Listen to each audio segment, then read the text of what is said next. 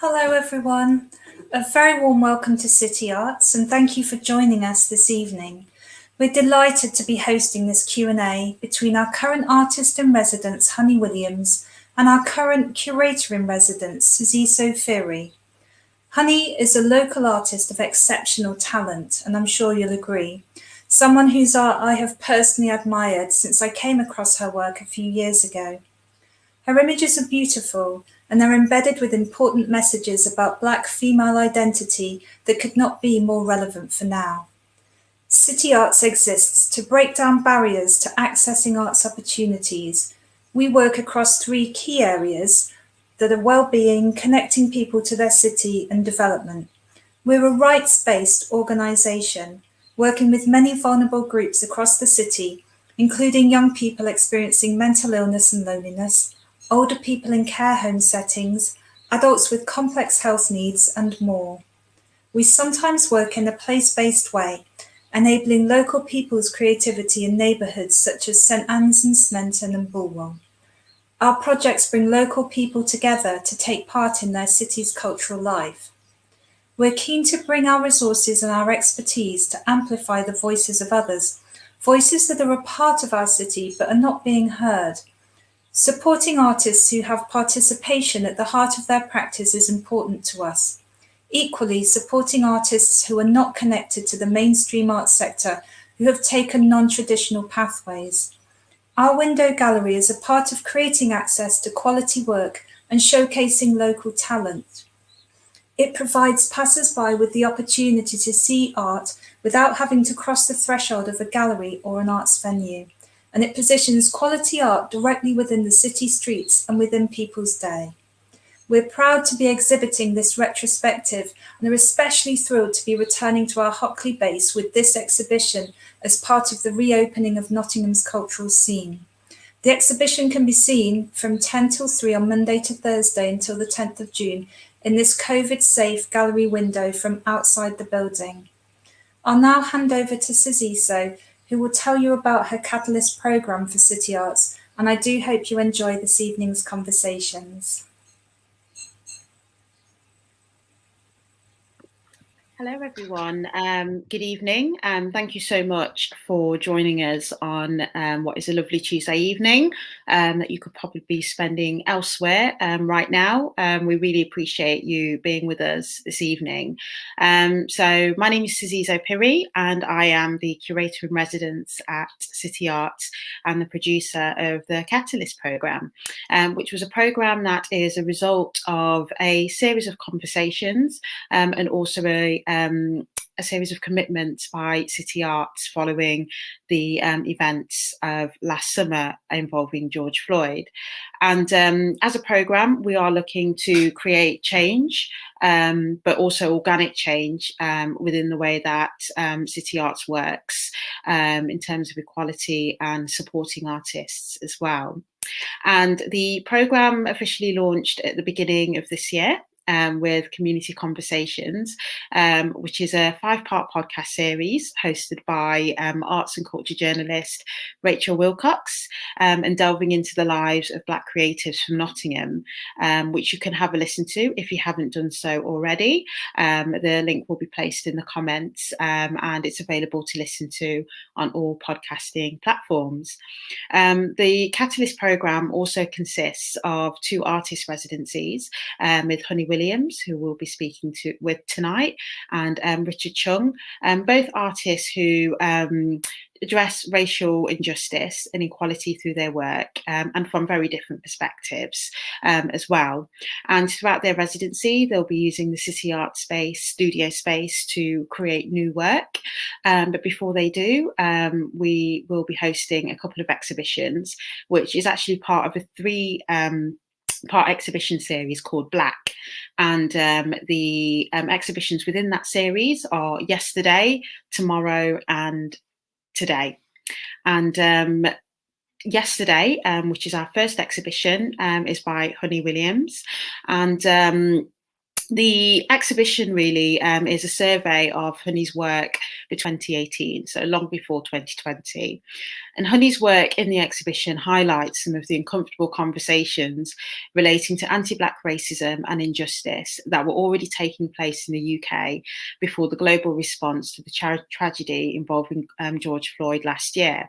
And some of the topics covered in this exhibition include systemic racism, colorism, and misogynoir. And so that exhibition is available to view on the City Arts window until the 10th of June. So do feel free to visit that exhibition before it ends. And we'll actually be speaking about some of the work in that exhibition tonight. So yesterday also represents a somewhat closure to the body of work that particular body of work that Honey has been creating over the years before starting on a new chapter of new work that she'll be creating throughout the residency. So I'm really honoured and really happy to be able to discuss this body of work with Honey before she kind of puts a closure to it. And I'm really excited for you all to hear a little bit more about Honey's work as we have the conversation. So a little bit about Honey. Honey is a creative powerhouse. She's a singer-songwriter, a visual artist and designer. In 2019, Honey was invited by the British Council to travel to Kingston, Jamaica.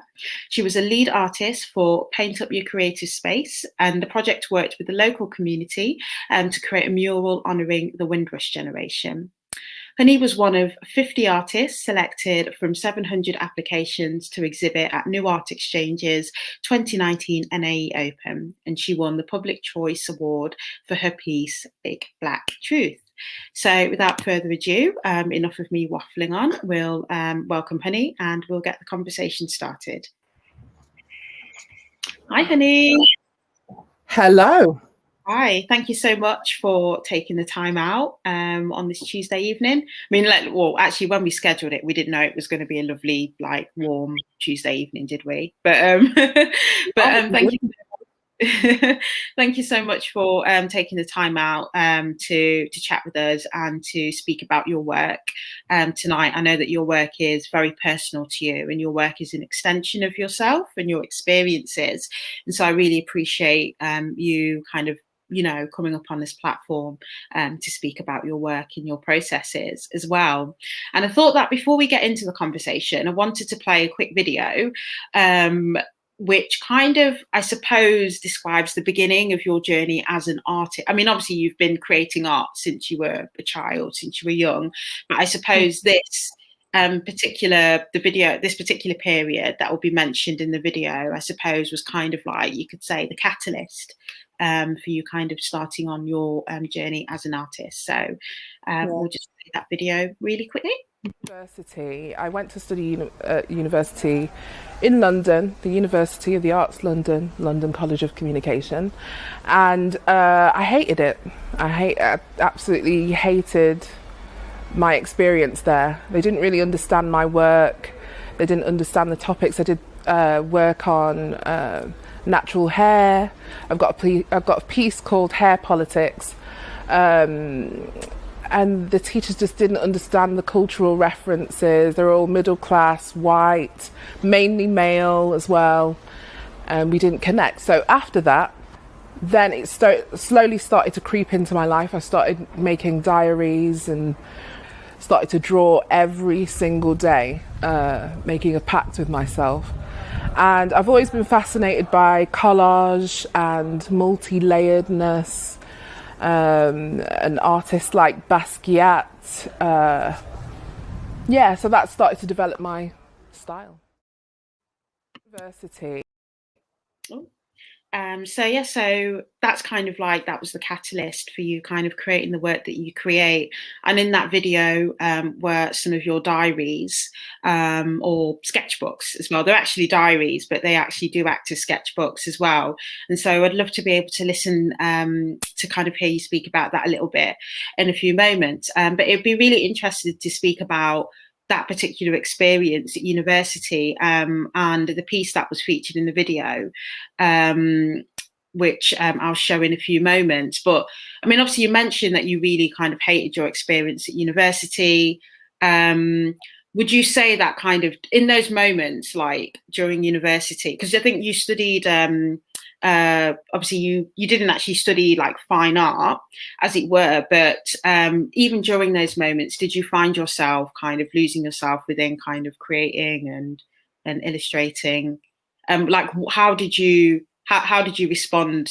Like, how would you say you fully responded to your art during that period?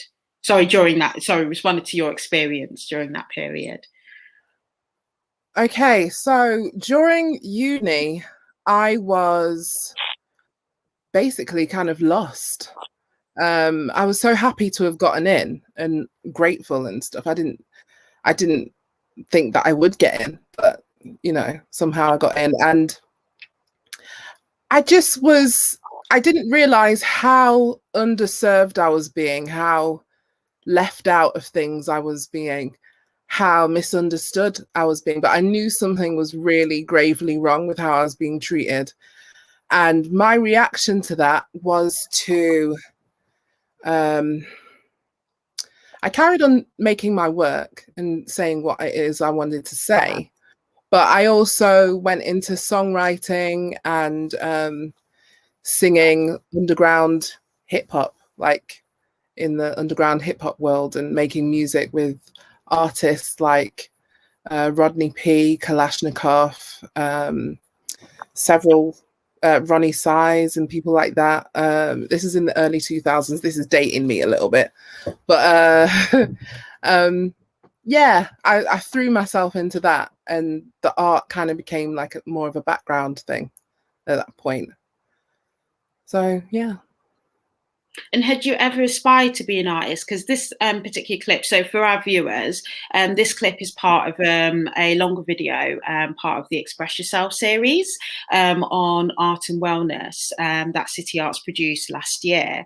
And within that video, I think you also speak about there was a time at school when I think you'd drawn something and then one of your classmates had taken it over to the teacher, and your teacher was like, "Oh, this." So did you ever, obviously you've been drawing and illustrating from a young age, did you ever think about yourself as an artist, or did you ever consider pursuing kind of art or creativity later on in life at that point? I think art and just creativity in general has always been an extension of who I am. It's just been me. I was born into a family that was musical and creative, and it's just a thing that we naturally did. Yeah, at school is when I started to discover that, oh, that's not quite quote unquote normal to have all this knowledge and talent. I don't want to big myself up too much, but it wasn't a usual thing to be like. It kind of made school kind of a little bit lonely, to be honest. So I didn't have anyone to speak about any of this with. Going back to uni again, the piece that was in the video, yeah, that's the piece. That's the one. I created it. I was really proud of it. I found like this piece of wood like in Battersea. I was living in Battersea at the time, and painted on it. I didn't have any money, so I just had to use whatever was around. And I remember my tutor, I won't say her name, but she was Polish and white and very middle upper class, I would say. And she just couldn't see the significance of hair. Like, what are these words? Like, why are you writing these words on her hair? And she just couldn't understand how vilified and all the vitriol there is for Black women and their hair, just wearing it as it grows out of their heads. Like when you go to school, you could be expelled for wearing braids or afros, or when you're trying to get a job. One of the things that happens invariably, the first thing is your hair. You consider, how is my hair right now? Is it going to scare white people? I want to get the job. What can I do to my hair to make it less scary for them and more employable, desirable? less militant, you know, quote unquote. It's just this extra energy being used up when you should be just thinking about how right you are for the role. So we have to think about all of that stuff on top of all the stuff to do with misogynoir and the hatred of Black women, really. Yeah, it's really interesting you say that, actually, honey. I was doing some filming today and I was in front of the camera, and I had braids until like a few days or so ago. And I remember I was trying to book an appointment because I was like, oh, I'm going to be filming, like, you know, on this day, I need to do my hair. I need to, you know, the thought of me kind of just going in front of a camera like in a professional kind of setting with my hair like this, it was like, I can't do this. But then I realized this was something that I'd been conditioned to think, you know, like, oh, I can't have my, you know, when it's a special occasion. I mean, don't get me wrong, like we do our hair up, don't we, braids, and we do whatever we like to do with our hair, and it's, you know, it's part of who we are. But my motivation for like wanting to, like, for getting my hair done was like, oh, I can't, it's just not professional. But then a part of me, I realized it was kind of like an unlearning process, actually, and it just kind of making me think about this piece as well. And actually, you know, and you know, the other works that you have that kind of address, you know, Afro hair and women, because I know that's, you know, it's been a big part of your work as well. And kind of like speaking about, obviously, this piece, hair politics. I mean, this kind of spurred on this pact that you made to yourself to write every day. To draw every day. How did that process start? And because what's really unique about like your sketchbooks is they're actually diaries, and so kind of all of your appointments and stuff you'll pop in, you know, you'll place on those pages and on those dates, and then you'll do illustrations. Like, could you just speak a little bit about that process and how your diaries came to be almost kind of like pieces of art as well? Okay, so after uni's done now. Okay, so I was down in London for 4 to 5 years, and then I came back to Nottingham because I was just broke. So I didn't actually want to come back, but you know, one of them things. And I'd really lost touch with art. I just didn't like it. I didn't like that whole world. I didn't like the music industry either, because, you know, pretty much greeted with the same kinds of attitudes there too. Only the gatekeepers were normally Black men. So there's a whole exaltation of white beauty and mixed race beauty and trying to get into that world. And I just was tired. I was just so tired.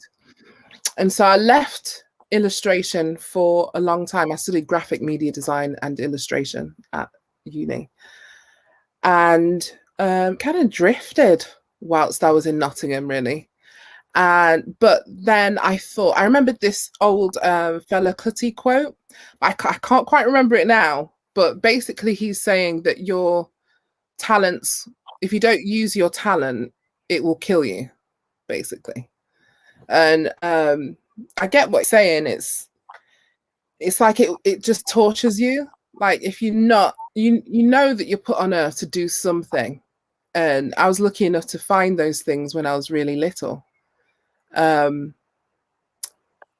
So I thought, instead of just letting it go by the wayside and letting it just die, I'll start doing it again. I'll start drawing, I'll start writing, I'll start doing something. So I just thought, I'll get a diary and I'll just keep everything that I'm feeling and thinking, and just sort of like mind vomit all over it, and just totally no judgment. It doesn't have to be perfect.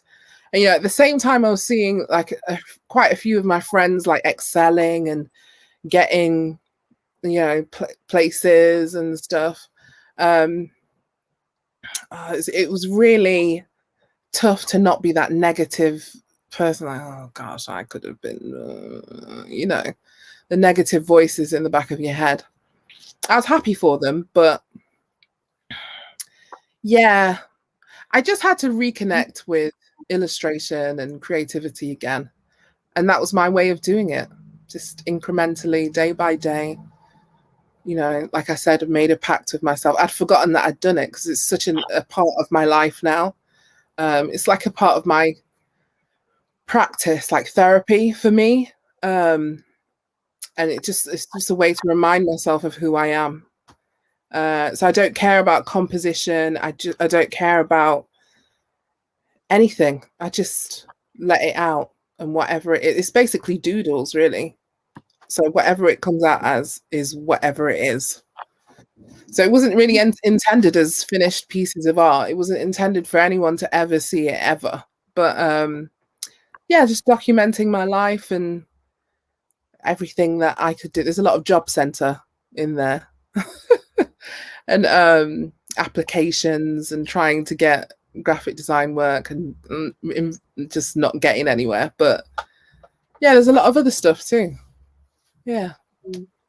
And actually, speaking about like documenting your life, we'll get back to like actually before we go on to speaking about you like documenting your life. You know, they're just thinking about the aesthetics, kind of like in the diaries. I know in that video clip you spoke about how you were very much influenced by like artists like Basquiat. And you can see that within the work. And I know there's quite a lot of collage and mixed media within your work. Kind of like just going back a bit, like growing up, did you have any art, like were they, apart from Jean-Michel Basquiat, were there any other artists that inspired you, kind of inspired the work that you do now and the type of aesthetics that you present in your work? Okay, so when I was younger, I didn't really know of many artists at all. So I didn't know Basquiat's work yet. I'd seen him in like old Ebony magazines and stuff from the 80s, but I didn't know anything about him. I was influenced by people like Grace Jones, just the magnificent Jamaican, beautiful, wonderful being that she is, you know, really multifaceted, and just being able to be a model and art herself, you know, collaborating with lots of different artists. She's just amazing. And people like Björk, the music videos, I just loved how she was indelibly herself, and you could feel it in everything that she did and still does. So there's a lot of music influences and how they presented themselves visually that really influenced me. Much later on, I'd say at uni would be the Basquiat and Gustav Klimt, and that's all I can think of right now. I know there's more, but they're the main ones, Klimt and Basquiat. Yeah, and then film as well, like Tarantino, and just being like really blatant and loud with just thoughts and ideas, and just not giving a F, you know, just doing it.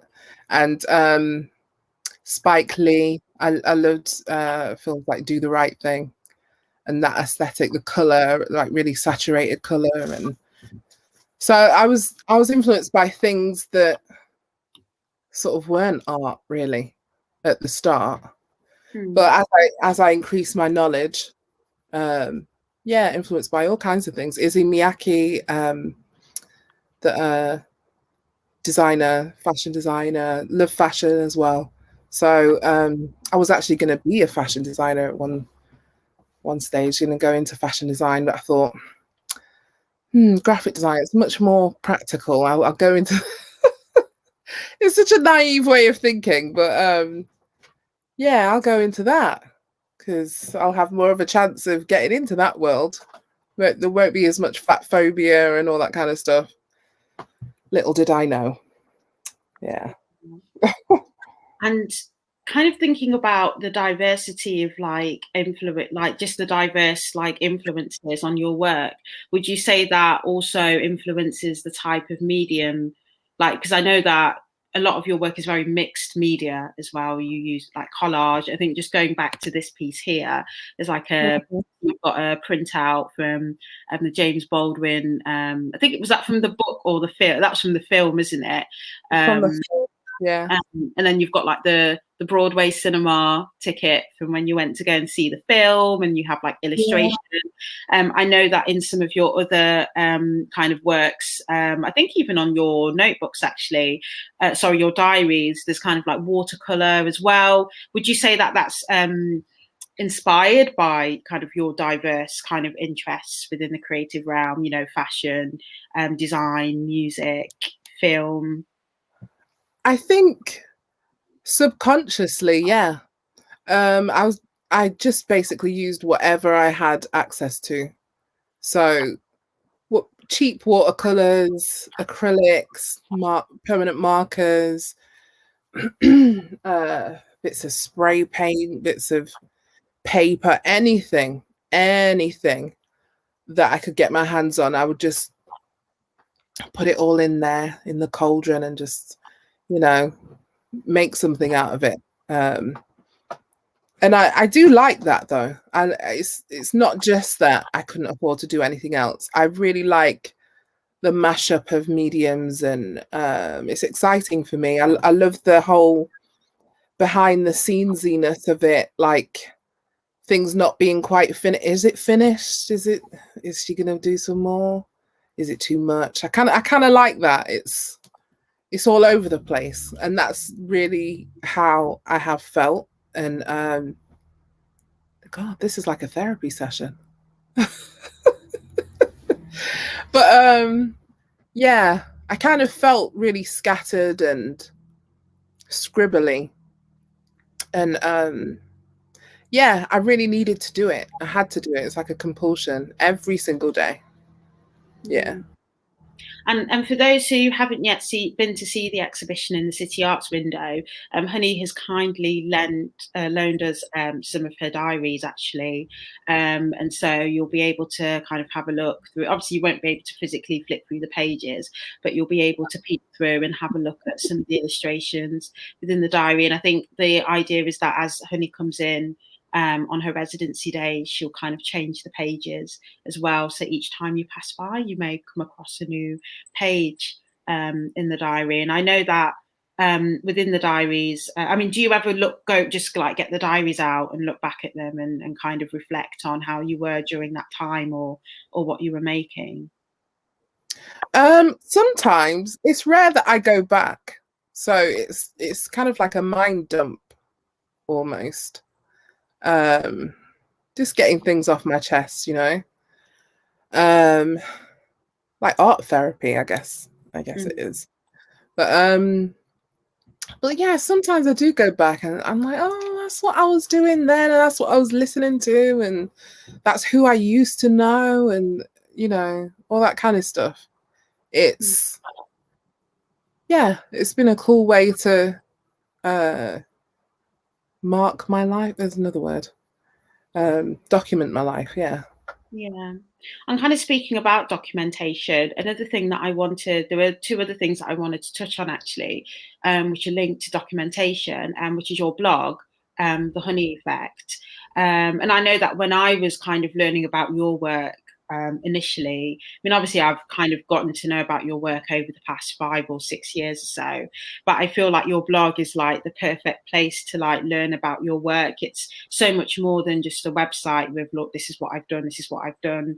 It's very much about your experience and your thoughts being put out there. You know, obviously you document some of the activity that you've done in terms of like workshops. I know you've done a lot of workshops around kind of like how, you know, I know you did a workshop kind of for young black men at the college. I think there was we'll go into that in a few moments, but there was kind of like a kind of like an issue or challenges with regards to how the black women were being, or the young black women, or how they were seeing black women at the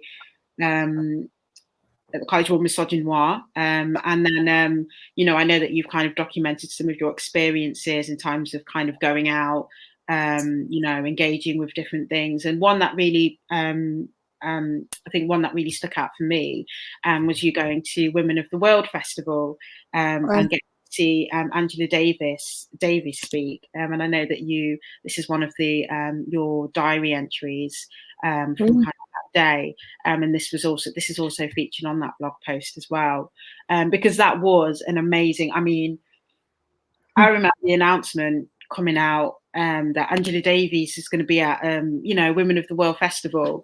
And I was actually going to go, and then tickets were sold out. And I think everyone was scrambling for tickets as well. It was almost like, for a lot of people, a once in a lifetime opportunity. And it'd be quite nice for you to maybe share like a bit about that experience in terms of the kind of the documentation. Well, not documentation, but kind of just sharing that experience within itself, because I know that,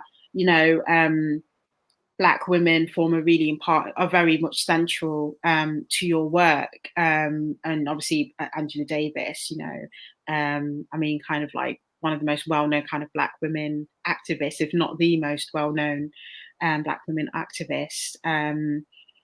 And so it would be quite nice for you to kind of share a little bit about that, if that's okay. So, I mean, I'm not going to ask you to do you don't have to do like a reading of the blog, but it'd be really nice for you to just speak about that experience a little bit, and give people a taste of kind of some of the experiences that you've had and the type of things that you document as well. Okay, so that day,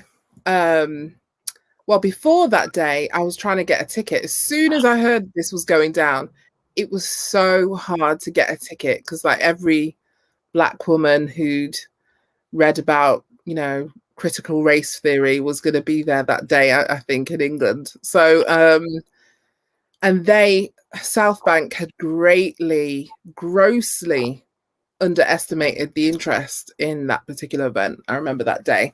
So we were just queuing up round the building, just loads of Black women, beautiful, interesting, intriguing Black women just around the building. And someone had sold me a ticket from Facebook, thank goodness. So I managed to get myself in there, and I was at the front as well, which is amazing, by some fluke of a chance. And I happened to be next to an activist who had sadly lost her brother in due to police brutality in London. And I was going to ask Angela Davis a question. I put up my hand and everything, and she was putting up her hand, but she seemed really adamant that she wanted to be. I didn't really know what I wanted to say. It was Angela Davis. I was just like fangirling, but she seemed to have a purpose. So I put down my hand, and she got chosen. And she jumped up on stage, and she was sharing with Angela, about her brother, and it was just such a beautiful moment. I wish I'd filmed it, but you could just feel everyone in the room was just on the same page at that event, and it was just beautiful. And I thought I'd just document the day, I don't know if you could put the image back up, but it was just, it felt exactly like how that looks. It was just busy, full to the brim, and I was just striking up conversations with people from all over the world there. It was just brilliant. So basically, when I got back, I just drew Angela and scribbled all my mind vomit all over it, basically. Just like, oh my God, it's such an amazing day. And I really had to relax after I'd gotten out of that whole thing. It was just a lot, overload. Yeah. And I imagine is your blog very much similar to your like your diaries, in the sense that you don't really go back to them, or do you go back to your blogs? And yeah, it's similar to my diaries. I haven't written on my blog throughout lockdown, and really since I went to Jamaica. I got invited briefly. Got invited to Jamaica by the British Council to go and be a muralist to honor the Windrush generation. Such an honor. It was amazing. And I haven't even blogged about that. It's like I stopped at a certain point, because I think I'm ready to move on into a new body of work. I think that's what it is. I think that's I couldn't work out what was bothering me. But it's good that this is happening, this exhibition. But I really wouldn't, if it wasn't for you and City Arts, I just wouldn't have thought to even exhibit my diaries and that stuff. So I need to put some more respect on it. I need that art. And yeah, blogging. It's sort of, I've been blogging secretly, but not letting it out into the world. I just feel like I'm ready to birth something new, like a new thing. I don't know what it is. I've gone through quite a lot this year. Like, I survived COVID, I almost died. That was tough. And yeah, I feel like I'm in a new chapter now. I don't know what it's going to look like. We'll get on to speaking of like new chapters shortly, and I think just kind of keeping with like kind of your celebration of Black women. Actually, I wanted to, another thing that's actually featured in, because I know Black women are central to your work, as I mentioned previously, and in the exhibition, the window exhibition, the work is kind of like 98%, 97% Black women, within it. But there is a part of your work where there are male figures within the work, which is something that we don't see too often. I suppose maybe when you do commissions and like specific work, but it's not something that I've seen quite often. And I know when I think we were selecting the works for the exhibition, I think you were not too, I think you might not have been too sure about those ones being exhibited and stuff. But just thinking about your blog post, speaking about your blog, and just kind of, it just brought me back to kind of a blog post about those pieces, the three Black men that are featured in the illustrations of the three Black men and mixed race men that are featured in there, which was part of a project called Staying Woke and Unpacking Misogynoir, Interrupting the Blissful Sleep of Young Black British and Mixed Race Men. Now, I know that in your work you kind of explore misogynoir quite a bit.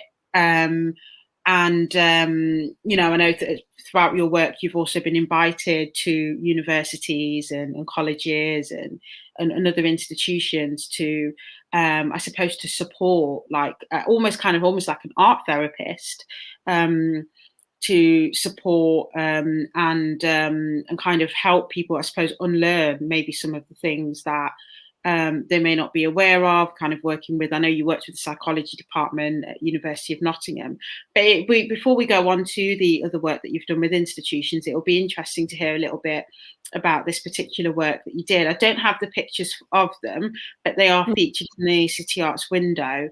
But this particular work that you did at, was it Nottingham College? Well, it's Nottingham College now, but it was known as, I think it had another name at the time. Names have changed. I can't quite remember, but it's in Nottingham anyway. And yeah, it's a sports college. The sports college. I can't remember. But anyway, I was basically asked to come in as a strong Black woman to basically help change the attitudes of young Black guys that were there, boys of African descent. That what they found was they were being really disrespectful towards Black girls that were there. I mean, it had to be bad if they felt like they needed to invite somebody in, and it was a white guy that invited me in. So that's how deep it was.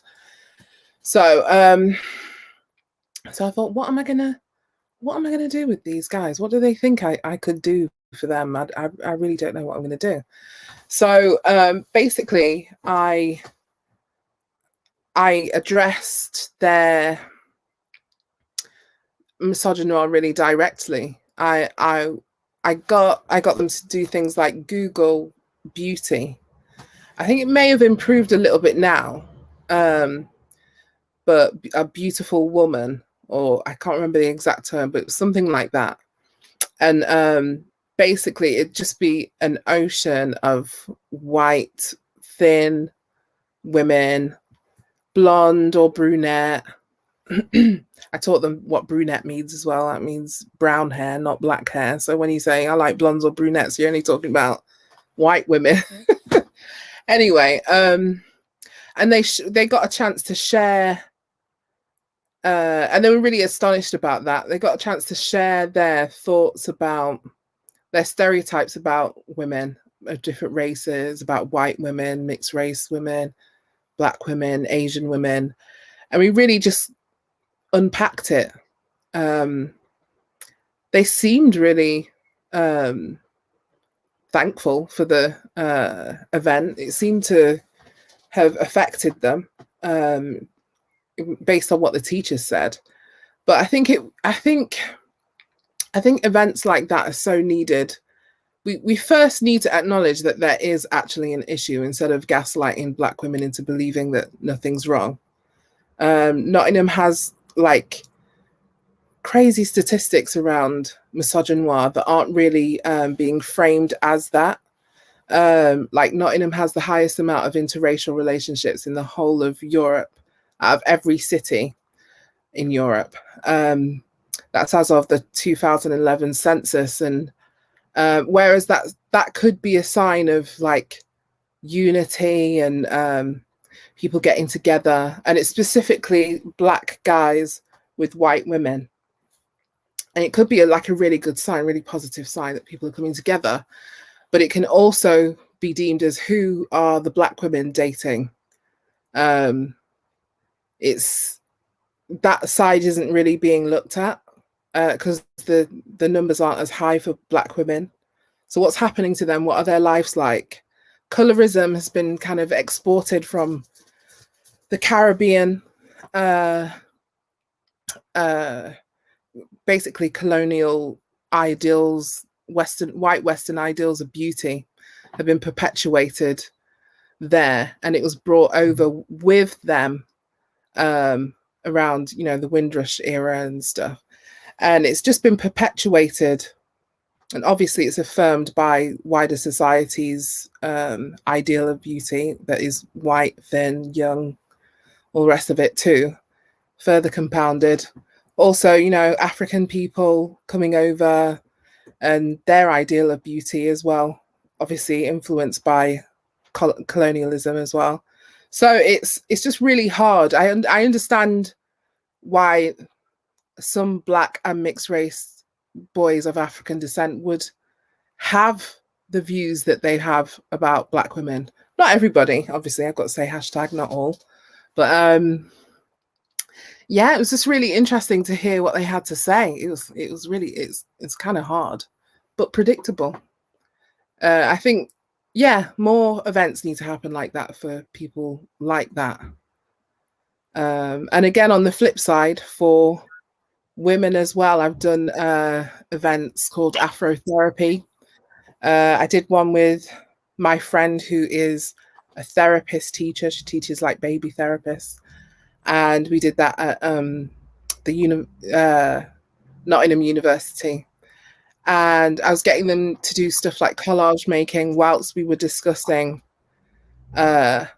cultural things around Black women and their hair and skin bleaching and cultural issues that they may not be aware of, and they weren't aware of any of it. So if you're going to a therapist as a Black person, what you find yourself doing is having to teach a white therapist about stuff like misogynoir, colorism, hair treatment.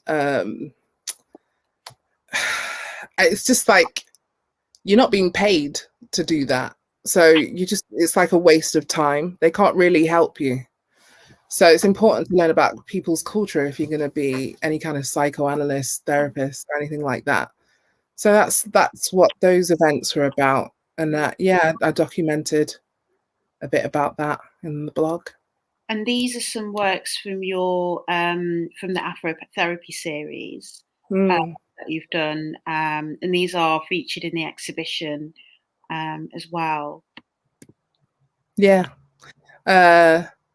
they were exhibited at Nottingham Trent. I did some a few events there as well, basically centering Black women, which is something that not a lot of people had ever thought of doing, basically, and learning to sort of appreciate different types of beauty and discuss what beauty might be and things like that via art. And so I had an exhibition and I invited people to give their opinions on Black women and like scroll them on a table, which was interesting findings. There is love out there for Black women too, but yeah, there is work to be done. Racism, the way that racism, white supremacy affects Black women needs to be looked at more in this country. Discussions are happening, things are happening, it's changing, but I think a lot of it is London centric.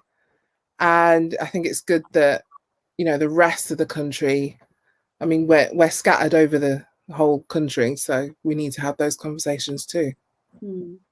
And so obviously your art obviously addresses you know, a lot of the challenges and issues and experiences of Black women, your visual arts obviously within your diary and through exhibitions and other series that you've done, and which is there kind of for the world to see through your blog, you know, through your shop as well. People can purchase these prints.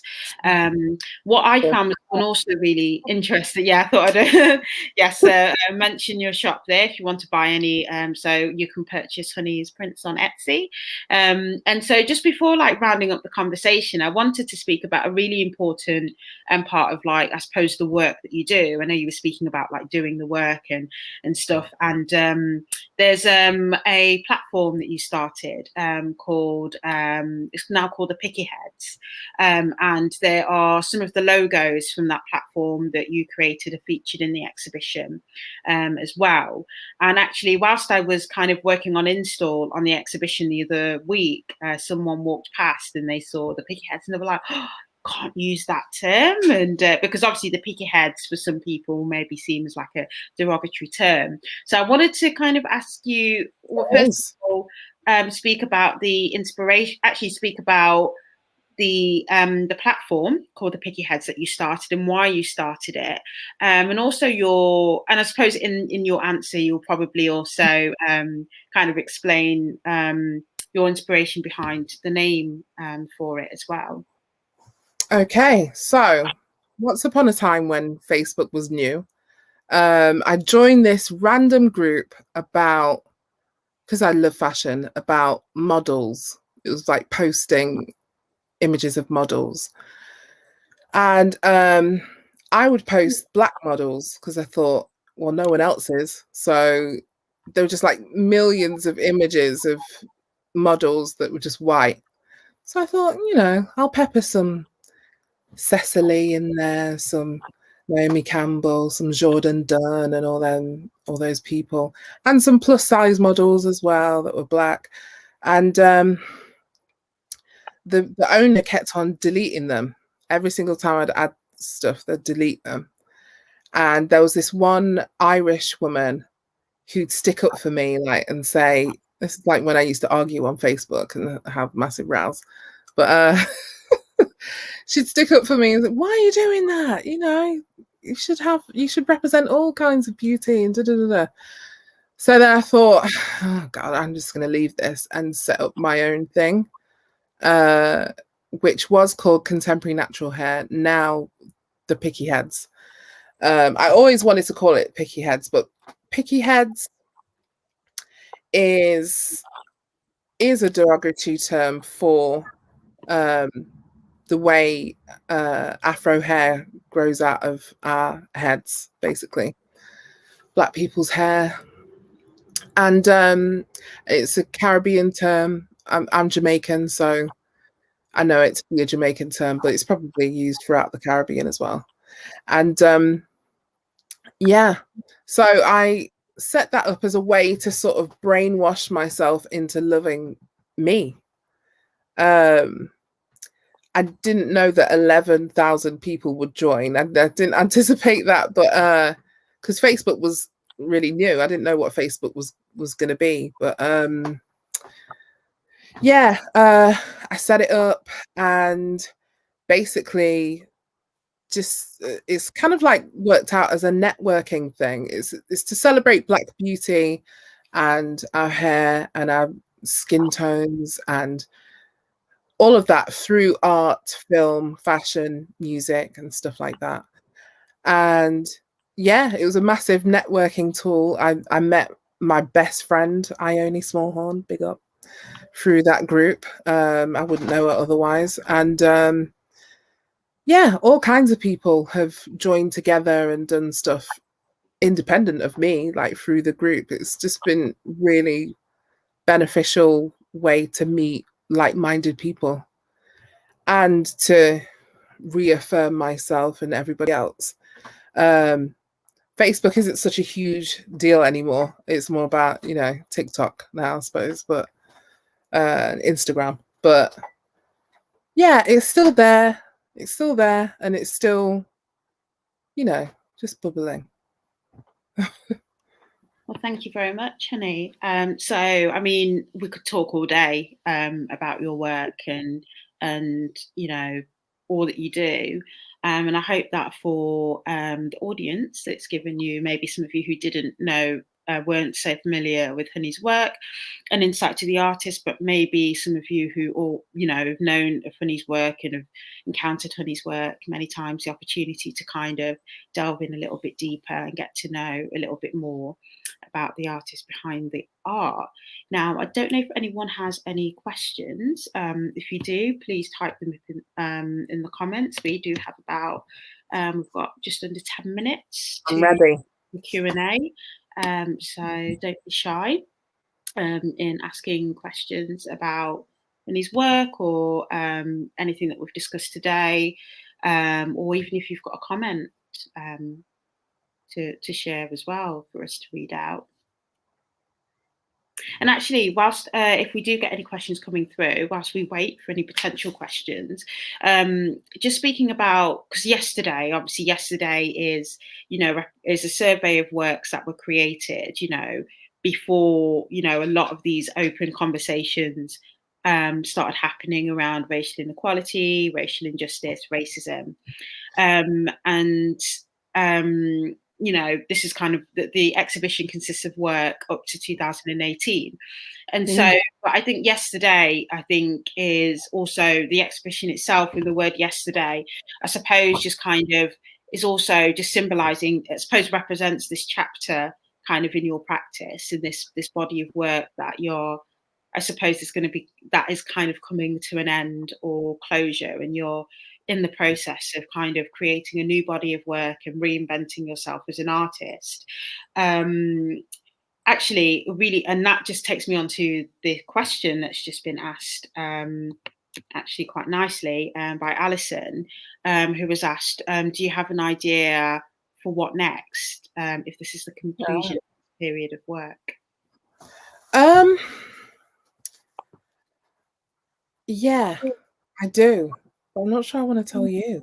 So. But yeah, I want to look at myself, I think, more. I realized, growing up, I realized, my brother made me realize that I hadn't really drawn any Black people up until about age 10. And I hadn't noticed. He asked me one day, why don't you draw some Black people? And I was like, oh yeah, that's a good idea. I should draw some Black people. So ever since then, I was drawing Black people, but I hadn't really drawn big women very much. And that's me, that's what I am. So something is swirling around inside of me about that. Something will be conjured up. But yeah, I don't know if that answers the question. Yeah, thank you. Thanks, Alison, for the question. So we'll have to look forward to the new work that you're creating. But that, you just saying about from then that you just started drawing Black people reminds me of an interview that I watched with the artist Kerry James Marshall. And I think he had a particular experience that so he's known for painting very dark kind of Black people, Black figures, and he actually I think almost made a vow that he would never paint a non-Black person again in his work. And I think through maybe a similar experience of not realizing that they weren't painting Black people initially. And I think that's pretty much it for the questions. Haven't got any more questions coming through, but we're really excited to kind of see what you get up to with your residency, Honey, at City Arts. You'll be working within the space over the coming months, and all the work that, well, not all, or it could be all, but the work that Honey will be working on and creating during her current residency at City Arts will be featured in the final exhibition of the Black series, which is tomorrow. And that will be alongside new work created by our other artist in residence, Richard Chung. So, as I mentioned at the beginning, Honey's exhibition, Black Yesterday, will be exhibited until the 10th of June on the City Arts window. So do check it out if you are passing by. The exhibition will be open from 11 a.m. till 3 p.m. Monday to Friday. As well. And again, this is kind of like the closing chapter. This is kind of like a closure of, and the end of the chapter of this body of work for Honey's, this body of work. So do catch it whilst you can. And do, again, listen out for the podcast, Community Conversations, if you haven't listened to it already. We're going to be doing a special live we're doing a live version of the podcast this Saturday at Green Hustle, and that's hosted by the podcast is hosted by Rachel Wilcox, and the next exhibition as part of the Black series will be today, which will be work by our other artist in residence, Richard Chung, who's been documenting some of the protests. Anti-racism protests around the country, long after the Black Squares, long after the mainstream media focusing on it. Because a lot of the protests, a lot of the demonstrations are still happening today. People are still being unjustly attacked and assaulted by the authorities as well. So that's another really important exhibition coming up as well. So do look out for that. But yes, I think that's all from me and Honey. I don't know if Suzannah, you have anything to say as we close the event. Thank you so much, both of you, Saz. They were great questions, and Honey, that was such an insight into your work, and I'm really excited about what you're going to do next. Your diaries especially, I'm going to come in after tomorrow just to have a look at the new pages. But no, thank you both very much, and thank you all for attending. I'm Suzannah Bedford, I'm Director of City Arts, and delighted to have hosted you this evening, and I hope you can come and see Honey's amazing work in the window. Thank you. Thank you. Thank you, everyone. Thank you. Have a good evening. Peace.